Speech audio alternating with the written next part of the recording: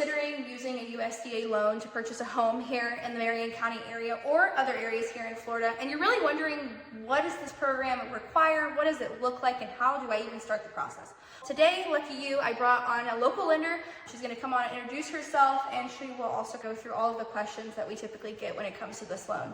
So I'm throwing it to Deanna. Hi, I'm Deanna Chose. I am a local lender here in Ocala. I work for Bayshore Mortgage Funding. I'm the Home Sweet Home Mortgage team here. I've been lending here for 10 years, doing USDA loans the whole time, and I'm excited to talk with Gabby today and answer your questions.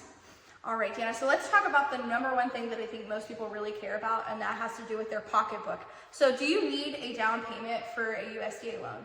So USDA does not require a down payment. They will do 100% financing. Now, there are closing costs that will still be involved when it comes to purchasing a home, so that is an expense that there will still be. All right, awesome. And so can the buyer accept some type of closing cost assistance from the seller or a different avenue?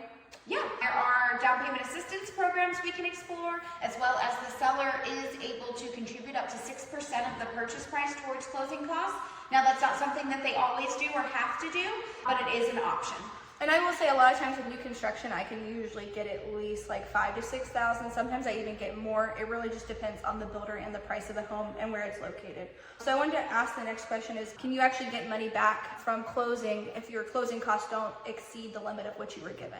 Yes, so there are some out-of-pocket expenses when you purchase a home that are going to be prior to closing. Now, when it comes to getting money back at closing, if we can source that those were cleared out of your bank account, we can get that money that was invested back to you at closing if there is an overage, meaning that the seller gave credit towards closing costs. Those costs are part of those closing costs, so we can give those back at closing, or if the down payment assistance that may be used allows for you to get cash back at closing.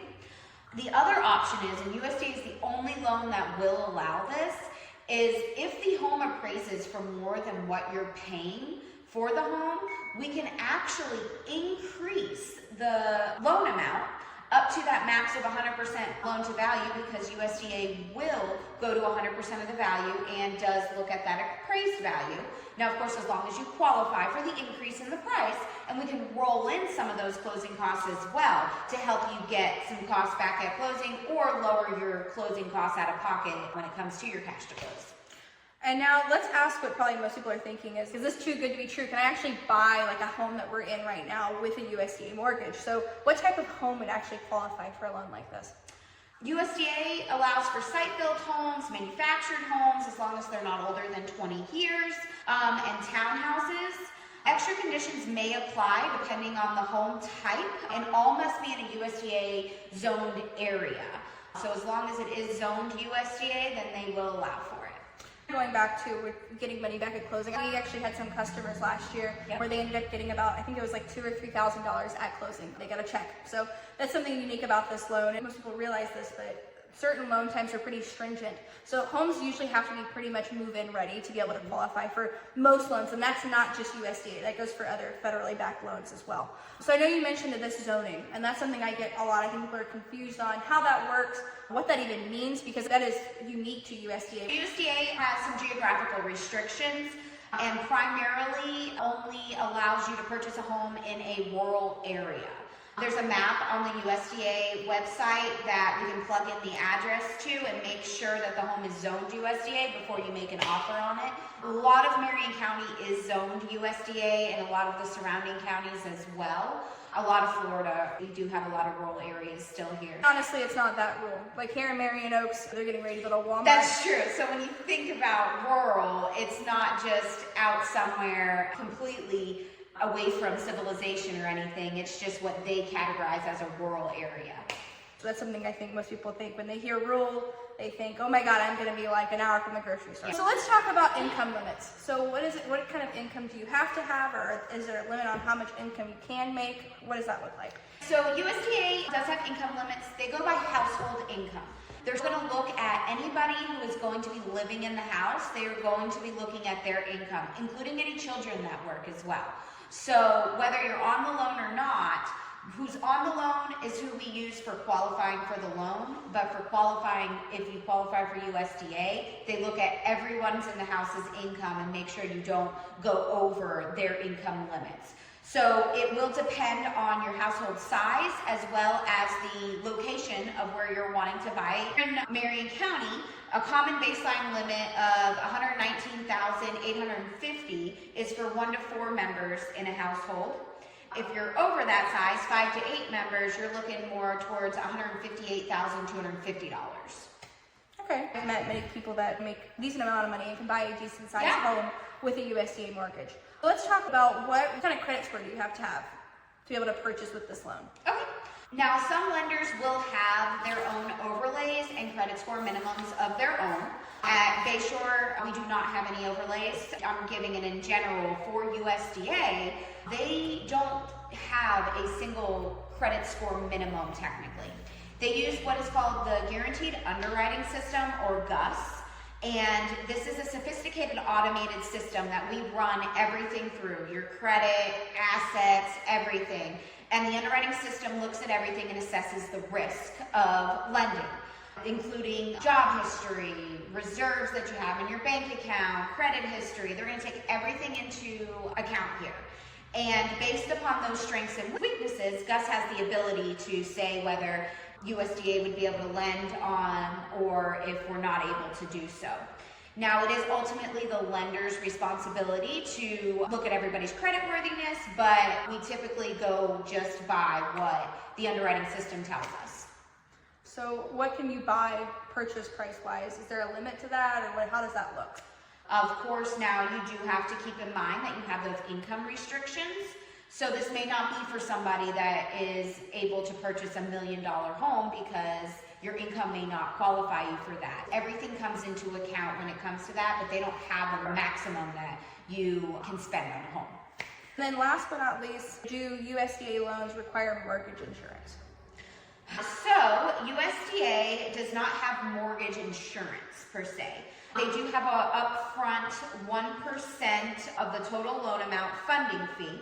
Now that funding fee is charged on all USDA loans across the board. It is typically rolled into the loan amount, but it can be paid for at closing.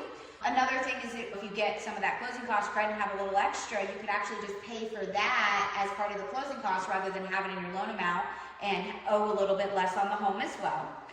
They also have an annual fee that is paid monthly, and it's 0.35% of the principal balance. And they take that and they multiply, or they do 0.35% of the balance and they divide that by 12, and that is your monthly payment. That is added into the loan amount from the beginning.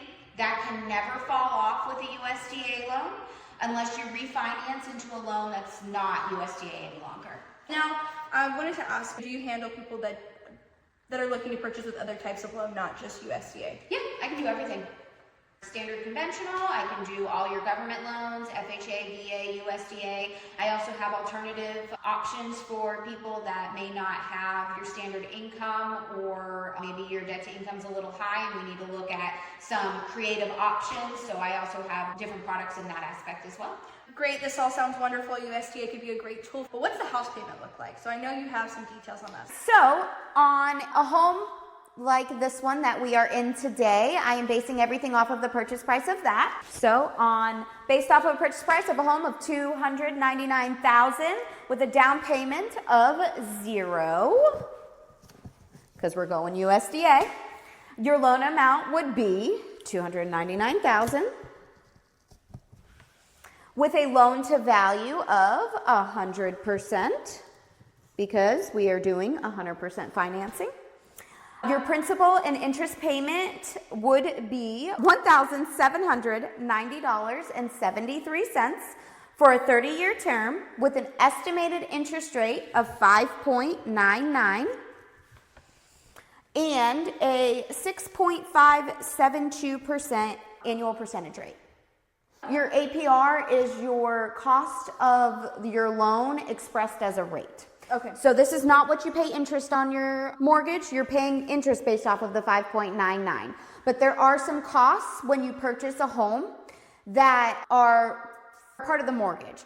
So we add those into what your first year of interest that you pay based on your mortgage, and we give you a percentage of that. So adding the fees in is your annual percentage rate. Okay, awesome. I just wanted to clarify that for those because I wasn't really sure either. I don't do mortgages. I just find the house. It's a tricky one. People think that they pay what the APR is, and a lot of people look at that and get scared, but it's just the cost of the loan expressed as a rate. Then I wanted to ask just something I popped in my head that I feel like a lot of people are curious about.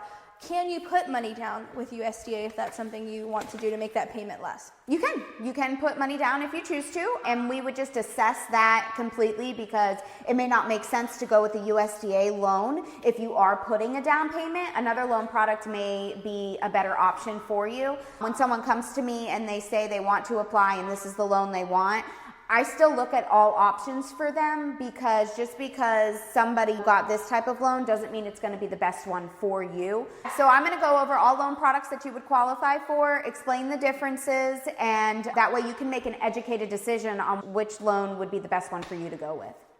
If you have any other questions about USDA or any loan types, whether that's FHA, VA, yes, Deanna can do VA loans, not just Veterans United or other types like that can do VA loans.